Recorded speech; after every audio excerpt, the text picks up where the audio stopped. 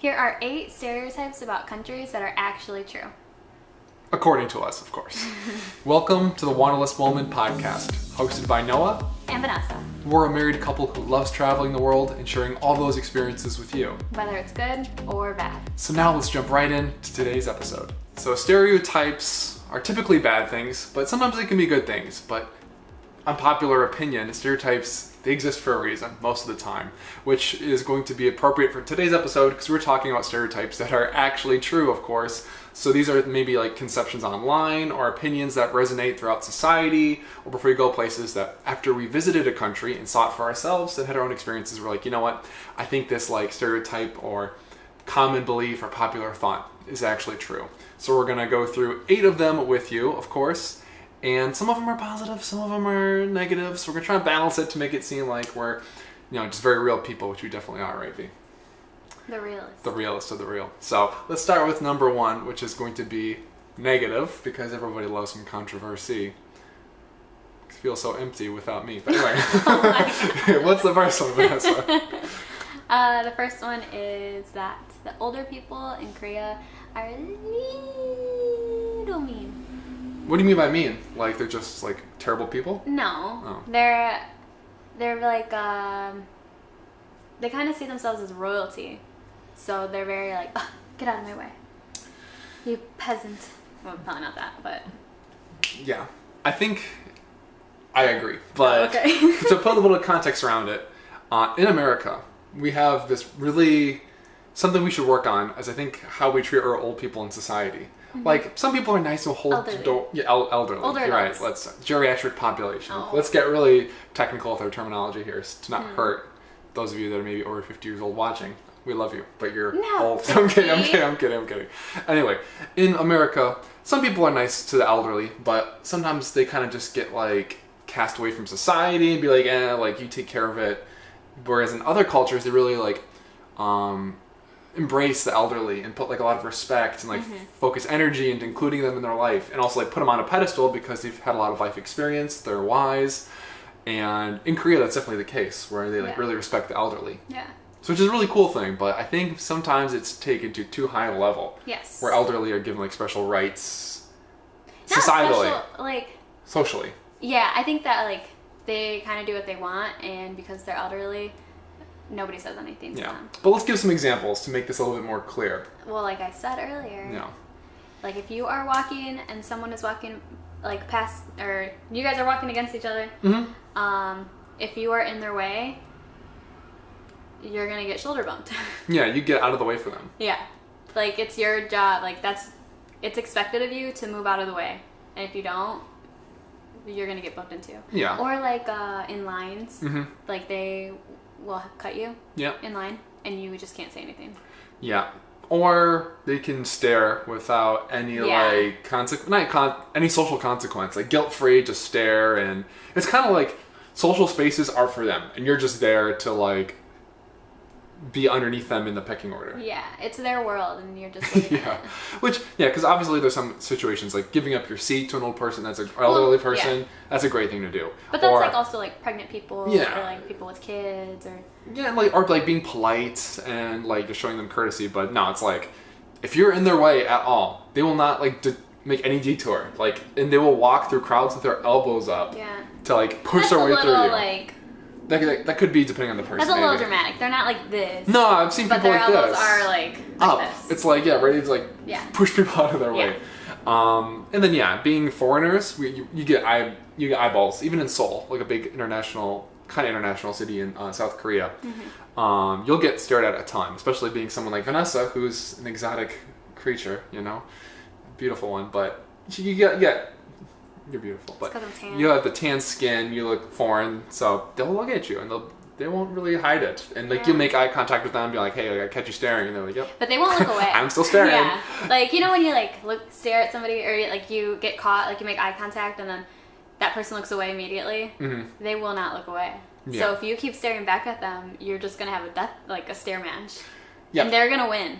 Or they'll look away if they just feel like it, but it's not like out of like shame. Yeah, they're just like, okay, I've stared at you long enough. Like, Yeah. I got all the details on your face. So. Yeah. But that being said, this isn't like to hate on old people in Korea. I think we met a lot of nice Koreans of all ages. Some like really nice elderly people that like worked in restaurants and were very like polite and eager to like show us some things and make sure like we were like getting taken care of and like having a great experience, which makes all the difference. But it's just like more of a social difference with how like the privileges the elderly people in Korea have versus in America, at least. So that's a stereotype that I've heard online from other people too, making us know that we just don't hate Korean people. We love Korean people. No, but it's actually true. But there's also from our own other experiences ones that like we didn't witness, but I did hear about online, like where what? like you can't drink, like where an older person can like see you. Really? You can't drink? Like if you're gonna drink something, you need to like turn around and like drink it and then turn back. That's crazy. Yeah, which we never had drinks with anyone older. I know, I've heard things with like drinking with older people that like they have to drink first and you pour for them and stuff, kind of just showing that respect to like the elder. Or there's like social ranking based on age. I know that's not just true in Korea, that's also true in the country of Japan, which is a nice little segue because that's our next stereotype we're going to talk about, going from a negative to a positive one. And the stereotype for Japan is that Japanese people are very polite, which is really embedded into their culture, into their language, into their own like social values. And from our own experience, this was a true stereotype. And can you speak to that at all, Vanessa? Well, I first noticed when we were on a bus and there was a guy on the other side and he was staring at me. And so I was already used to like people staring at me from Korea. I don't remember this one. This is interesting. Oh. Well, let's get into it. It's not anything crazy. It's just, so I noticed that he was staring at me, so I looked over at him and immediately he was like, and then I was like, oh, interesting. Like I wasn't expecting him to look away, but no, he did right away. And then like I looked back and he did not look at me again. So. Yeah. He knew. And now we went right from South Korea to Japan too. So it was made some of the differences very clear. And Korean people are polite too, but this is just more about like what our own experiences with like the culture and stereotype online that exists. Yeah. So that's one example. Also, I was telling Vanessa this the other day. We were taking this little tram to this town of Arashiyama in Kyoto, just a little bit north, and this lady is like sitting next to me on the tram, and she went to get up, and her foot like barely nudged into mine. She turned around, she's like, "Oh, sumimasen," like, "Oh, excuse me, I'm sorry," and like. She didn't even like stomp on my foot. She like barely touched it, but she like looked around and like felt bad. So they're very like aware of how they operate with other people around them and like trying to like not inconvenience people or do anything like disrespect. Usually, this is just a stereotype again. And we had a really nice experience with this guy at this bar who was not your typical Japanese, but he was very charismatic, very friendly. We went to this bar in Kyoto. And he spoke good English. He like lived in a bunch of different countries. He spoke like 10 languages. Spoke a ton of languages. He was very friendly. He wanted to speak to me and like Vanessa, and was like very like curious about ourselves and what we're doing, and loved to laugh. And he was one that was interested in stereotypes too. What did he lived in London for a little bit, didn't he? Yeah, he lived in London, and he's like, oh, I just couldn't stand it for some reason. And he's like trying to like do like British accents, and every time he like do an imitation of a British accent, he'd just be like, oh, like it was the funniest thing ever. And like he didn't seem like he was being hateful. I think he was just like playing around a lot. Yeah. And he was like imitating how Singaporean people speak English too, because his wife's from Singapore, and he thought it was the funniest thing ever. So that's really funny. He made her whole night, and then at the end of it, he's like, oh no, it's like you don't need to pay.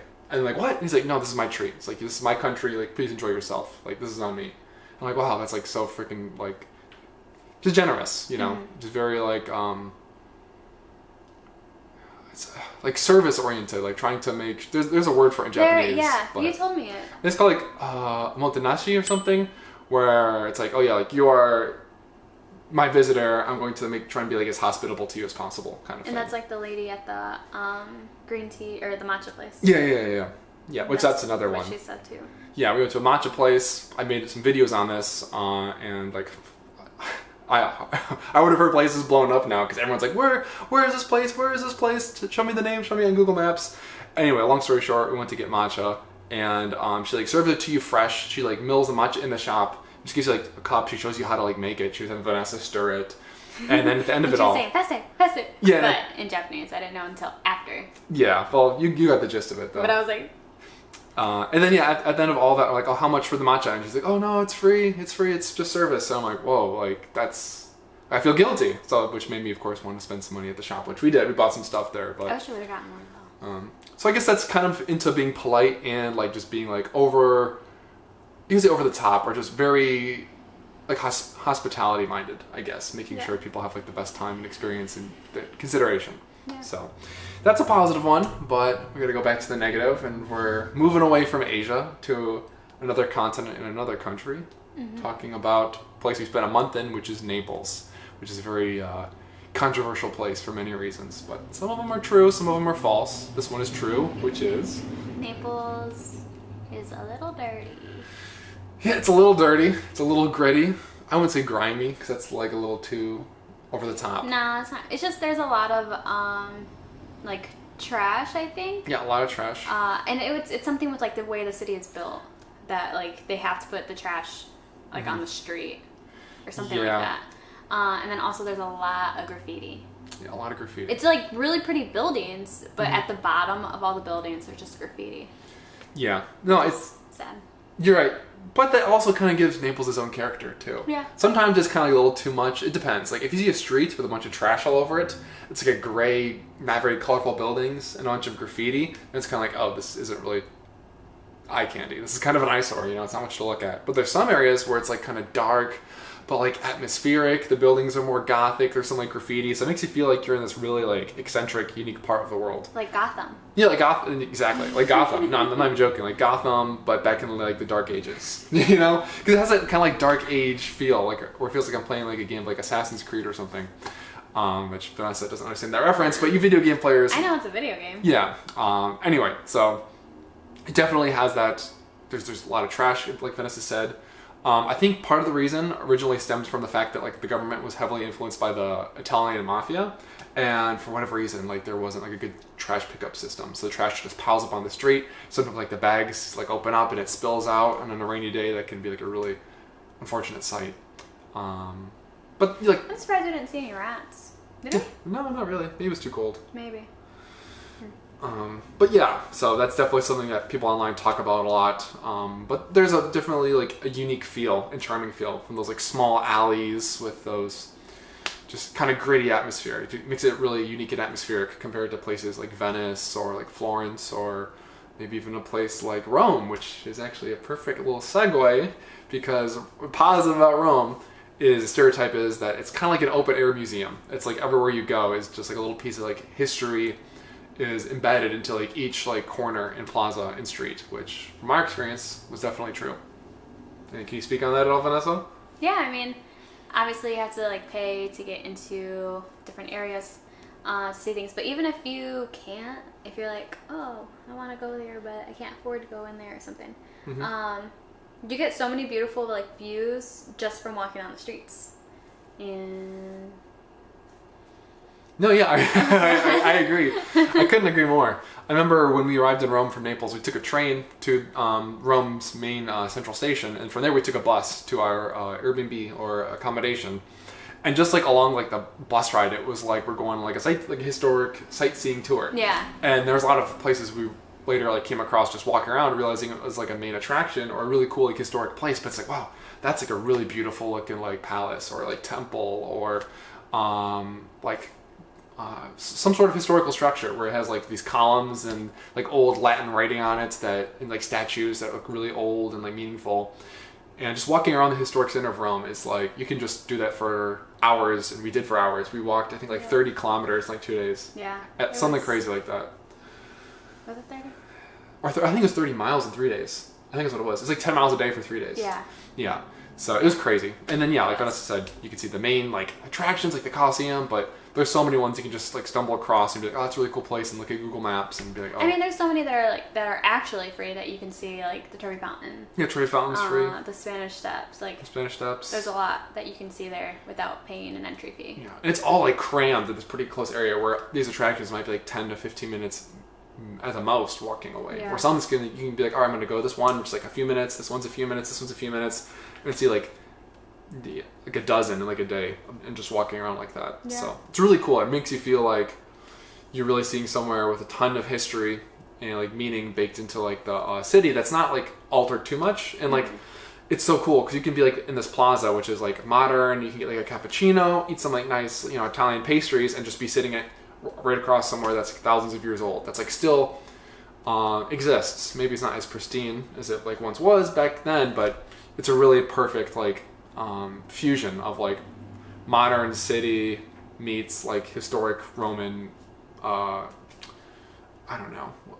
empire, I guess you can call it. So that's a really cool feeling, and it definitely held up to that stereotype that makes Rome such a magical, amazing, beautiful, romantic place. That I think it actually lived up to its hype. Definitely. Yeah. So I don't know how to segue into this one, but did I spin on you? Yes. Sorry. Anyway, so what do we got next, Vanessa? Next is there's this stereotype. I think it's kind of an Asia thing, but it's a bigger thing, I think. Does that make sense? In Singapore and Malaysia is dressing conservatively.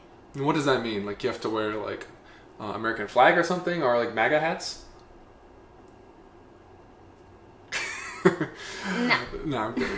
That's conservative America, obviously. So just like, I don't know, dressing modest. Don't tread on me? No, anyway. Oh, I'm done. Okay. Yeah, modest.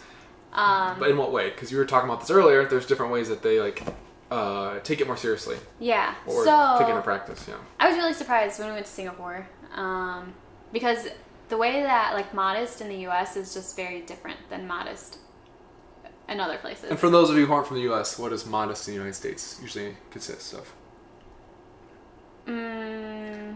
It could be like, I don't know, like you're not considered like. There's no like standards. I feel like when you go like to a church or to somewhere, like you can wear whatever you want. To a certain extent. Yeah, like you can't wear like booty shorts. But if you wear just normal shorts, that's fine. Or you can show your shoulders. Or like if I wear a shirt like this, like this is like modest. You're beating around the bush. So in America, it's not excessive cleavage, and it's not like your booty's hanging out of your shorts. Yeah. And even so, that's still like fine to wear in America in most places, but I feel like if you're dressed more conservatively, it's like, you're just not showing cleavage, and your pants cover your gluteus maximus, essentially. Yeah. But in these parts of Southeast Asia, it's a little bit different. Yes. So. I thought you just had to cover like your shoulders and your knees and stuff when you went to temples. Yeah, which makes sense. But after seeing other people's like clothing, I realized like they're pretty much dressed up in their everyday fashion. I did, looking back at Singapore photos, I did see some people in shorts, but I was wearing, what was I wearing? Shorts, and I had a tank top, and it wasn't low-cut, it was just like probably less than this. It's a little bit of upper chest. Yeah, and I felt scandalous. Yeah. A little bit. And your legs were more exposed, like. It was just shorts. Yeah, shorts, but it wasn't like almost to your knees. It was like showing like a good chunk of your leg. It was probably like these. Yeah, they can see a little bit. Yeah, kind of. If you're not an audio listener, if you're a video listener, you see mid thigh. Yeah, mid thigh. There we go for your audio listeners. Yes. There you go. So yeah, that's kind of like their own standard for conservative clothing. So you felt like you were a little not inappropriate, I felt scandalous. Really? I did. Well, I remember you did feel that way in Singapore. I went to Malaysia, and that was still the case because we went from Singapore to Kuala Lumpur. Yeah. And we were staying with my friend who is Malaysian, grew up in Malaysia. Yeah. And he's a pretty honest person. Yeah. So Vanessa asked him, like, hey, like, what do you think of this? No, he said something, or Noah, he said something about the way I dress. And Noah was like, are you trying to say that she dresses, what was it? Slutty. And then he was like, well, yeah, a little bit. And I was like... I was joking around. I was like, hey man, like, what are you saying about Vanessa? How are you saying this? He's like, no, maybe a little, but not really. I'm like, okay, that's funny. Because then it's a pretty clear answer. He's not saying Vanessa was like, looking like, she's freaking standing out in the corner or anything like that, but kind of just like that you were a little less conservative than like the norm of people there. That's how I felt like I was... Like, looking back at my Malaysia outfits, I felt like I was pretty covered up. Like, I was wearing shorts, but, like, most of my outfits had sleeves, or they're short-sleeved. Except for when we went to the Genting Highlands. and I wore a maxi dress with spaghetti straps. And there's when I was like, oh no, I wish I had something to like put on top. Yeah, spaghetti. That'd been fine in Italy, but in Asia, they're not really just spaghetti. So, no, yeah. So that was just a small difference for you. For me, it wasn't much of a difference at all. No. Because I just wore normal t-shirts and normal shorts. You know, I don't wear the booty shorts, or I wasn't wearing like cutoffs showing off the guns or anything like that. So I was being respectful of the culture of Vanessa. She was doing her thing, so it's okay. No, I'm kidding. So anyway, I'm not sure how prevalent that stereotype is, but I know for some places in Southeast Asia, that's kind of like the understanding, especially for places that are like more religious. And a large portion of the people in Malaysia are Muslim, and Muslim, typically, this is all stereotypical, seems to like embrace some more of the conservative value than maybe like typical Christianity in America does to that extent. Yeah. And that's just like a very broad generalization, of course. Yeah. But that's what this is all about, broad generalizations. And the next one is definitely a broad generalization that couldn't be more true. And I'm going to have to let Vanessa take the reins on this one because I don't have as much experience as her, but this is going to be the skincare scene in South Korea, which could be a positive. I think it's a positive. Yeah. After, Vanessa definitely thinks so. But after us calling out these the elderly in Korea, let's put some positivity on this country. Wow, some positivity for the elderly is their skin's amazing. True. And it's because the skincare in Korea is so amazing. Like, everything there really is top tier. And top tier in what way? The quality? Like, yeah. I don't know if it's true, but I read online that Korea is 10 years ahead of the US in skincare. So things like, for example, I got a hydrofacial in Korea. It was like a hydrofacial. I don't know if it was that exact brand. It was $40. Cheap. To get a hydrofacial here, it's like $200. Yeah. And that's just because it's it's like old news for them. Like they're on the way better. That sounds. No, I know what you mean. It's like yeah, it's like renting a movie on YouTube 5 years later versus seeing it in theaters. It's gonna be way cheaper. Yeah. Yeah, exactly. Yeah. And there's just so many products, so many stores. And so the prices is good. Yeah, good. Because it's so competitive. It's pretty low prices for everything. So I feel like you could get really good quality skincare for like the price of drugstore skincare here in the U.S. Yeah. Which was really nice. Yay to capitalism, you know. But well. No, it's good. Competition makes prices lower, like you said. Yeah. And a lot of people there's a huge demand for it too, because everyone there cares so much about their skin. So these companies can make a ton of like sales every year. Yeah. And it's the same thing with like clothing, makeup. Yeah, the clothing's great too. Yeah. That's something I can like speak of more personally. Well, you got some skincare for me that I really liked, I think. Cetaphil. Okay. I did not get you that in Korea. No, I'm kidding. And then the shops are like they're everywhere, you know. Yeah. Especially where we're staying in Myeongdong, it was like super easy to. We were like by so many Olive Youngs, and I was like, take all my money. Yeah. Literally.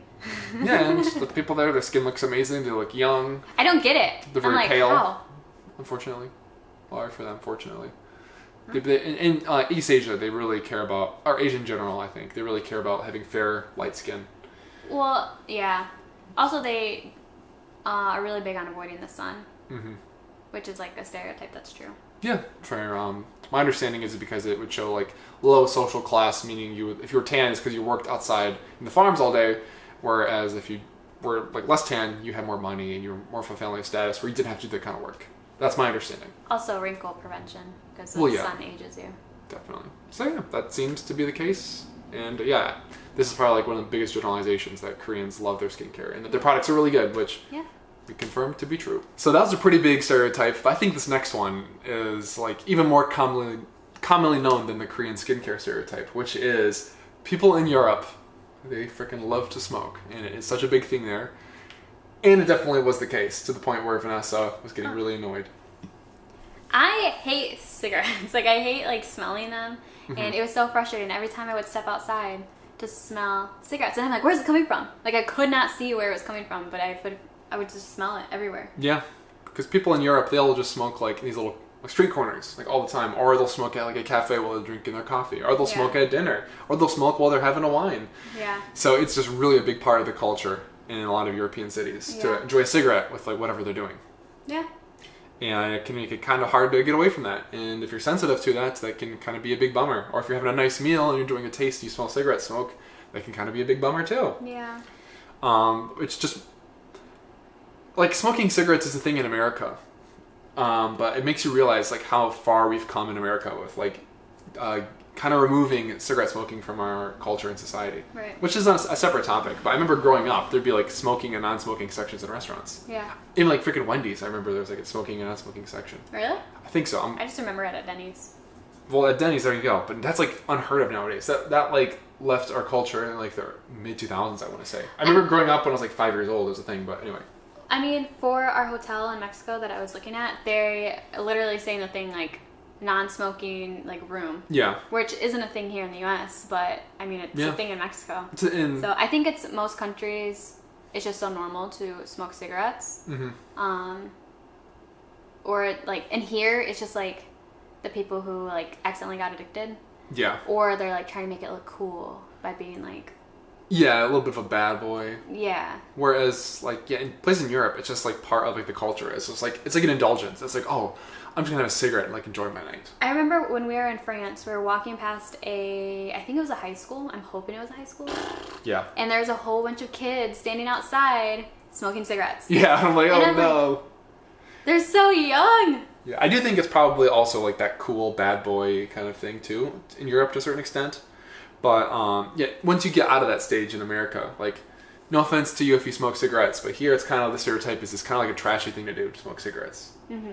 And it's like clearly known how unhealthy it is for you. And it's been like advertised, like DARE program in school, never smoke cigarettes. So it's like so much more stigmatized here in this country. Yeah. And it's so like much less prevalent. In even countries in Europe, or not Europe, in Asia, they smoke cigarettes a lot more too. Yeah, I was actually really surprised by that because cigarettes like cause premature wrinkles, and I feel like people are usually a lot more healthier, like they take care of their bodies in Asia, so I was really surprised that so many people were smoking cigarettes. I also remember at the Paris airport there was a big like smoking room and it was like full of people at the airport. Remember, it was like right by the security.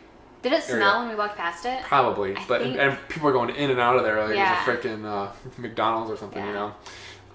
But yeah, so people in Europe smoke a lot of cigarettes, and even people in the lovely country of Bali, we noticed they smoked cigarettes. Some of the like locals did a lot of the time. Yeah, not as much as Europe, but we can talk more about Bali though, because our next stereotype that actually I think is a pretty big one too, that we think is true from our own experiences, is that people in Bali are like truly like happy people that have like a very pure smiles and have like, I don't know, an optimism and like pleasure in like their daily life and meaning that is kind of like infectious. It makes you like wonder, how are they so happy? I know. Which I think we can talk about for a good amount of time. But yeah, what do you have to say about this, V? I just know that whenever we talk to... No, I'm just like thinking in my head what you're going to say. What am I going to say? You're going to say whenever we talk to our host's father at our Airbnb. He was so nice. We stayed in Chingu for a month, and we stayed at an Airbnb. Man, I just have so many changes in my head right now. But we stayed at an Airbnb, which was like this area in the backyard of someone's like actual like property. So they had their family's house in the front towards the road, and in the back was like this like hotel guest area. Yeah. Which I think is a super cool way to do it, because it makes you feel like you're not necessarily like taking land that could be used for someone's home. Right. You're living on someone else's land, supporting like a family. Yeah. So every time we like leave and go, we sometimes like see like the little baby boy that was living there, or like the grandma or aunt or uncle, or the actual host that spoke English, Donnie, or usually we'd see Donnie's father, and he just always had like the biggest, like cheesiest, happy smile in the morning when he was like cleaning the pool, or like bringing out like the stuff for like the coffee in the morning, and he didn't know a lot of English, but he'd always like say, hi, good morning, and I'm like, wow, that's like such a good start to the day, like seeing someone that happy, just like friendly, unless he's just really good at putting on an act. But anyway. There's also we had this waiter that we had multiple times, and he was Yanni, like, right? Yeah. He was so nice, but his like laugh was like, it was so infectious. Yeah, it was very pure. Yes. And like lighthearted, yeah. Yeah. And I feel like most of the people that we actually met and had conversations with, they were very just like happy, and like not even like they looked happy, like they were radiating happiness. Yeah, which is like they laugh super easily too. Yeah. So just very lighthearted. And that's one thing, like all the boys we met in Bali, like, they just seem very playful and like Yeah. really hearted, not as like serious and like stoic Yeah. as like a lot of men in like Western culture. But Noah had a surfing instructor. Oh yeah. And what did he tell you about like why they're so happy? Well, he said like it's like here was like we don't really like worry too much about money as much. Like we make money and then like we'll like spend a good amount of it like going out and having a good time. And then sometimes we'll just go out a little bit too late and we'll just like cancel our like lessons the next morning, just like to like enjoy ourselves and have a good time. That's one thing he said. Are you thinking of something else? No, I thought he said something like, I don't know, about... Oh, about them hooking up and stuff? No! Okay, well. Okay, never mind. Anyway. So that's one part of it, but I think in Bali, like if we think about the reasons why, like one, Bali is like called the island of the gods for a reason, and people there are very like appreciative, and like I think they take the small things like not for granted. They really appreciate them. And every morning you walk out, they leave these offerings, and they're all over the place. Be careful not to step on them. Yeah, which like that's one of the first things I did when I arrived in Bali, because it's right. Like literally, he stepped out of the car. But to be fair, it was right outside the car door, and I didn't notice, and I didn't know it was a thing yet. Yeah.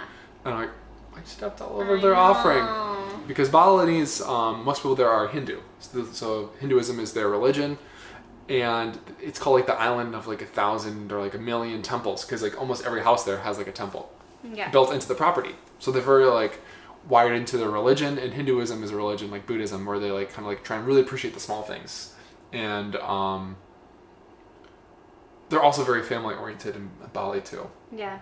Which is like a really important thing, I think. That a lot like in Western culture, a lot of people don't necessarily prioritize. No. So that's like a really big reason for them too. And I know I'm kind of going I'm on a roll here, but it's the island of the gods. It has beautiful nature, beautiful mountains, beautiful like greenery.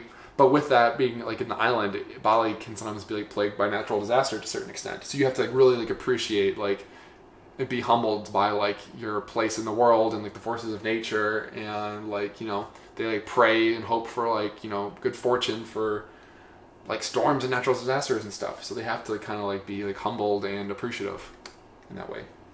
Yeah. Does that make sense? Yeah. So, yeah. I know I'm going on about Bali. Got anything else to add to it, V? No, I don't think so. Yeah. So, yeah, the people there are just always smiling, always happy, friendly, lighthearted, and yeah, I think try and get to that secret a little bit myself. Yeah, I think out of all the places we've traveled to, I think Balinese people were the nicest. Like overall, compared to other places that we traveled to, which is very special to us because I feel like it's always mixed. Yeah. You know, like Sure. when you go to another country and you're there. So it's just really nice. No, yeah. I don't know, I'm just kind of like enjoying watching you struggle to finish this. No, but that being said, Bali is like, it's magical, but it's not like, it's still, people are people anywhere you go. There can be crappy people, there can be people with some like ulterior motives, there can be people trying to scam you, there can be people having a crappy day and they want to take it out on other people. But just generally, this is just like the culture and the belief system that, and geography all plays into as a general culture and society. That seems to be the case with Balinese people. They're very happy, appreciative, and all that sort of thing. Yeah. Which brings us to the end of our episode. Those are 8 stereotypes about countries such as, we covered what? We covered France and Europe as a whole. They can be like a lot of different places. Japan, South Korea, Italy, Indonesia, and Singapore, Malaysia. So yeah, lots of different places. Let us know, are these stereotypes things you've heard? Do you have like contrary beliefs to these? I'd love to hear from you. And yeah, we'll definitely do another one of these as we continue to travel the world and think about some more stereotypes, because there's plenty of them. And yeah, let us know if there's any stereotypes that you've experienced yourself. And thanks very much for listening. I'll see you in the next episode. Peace.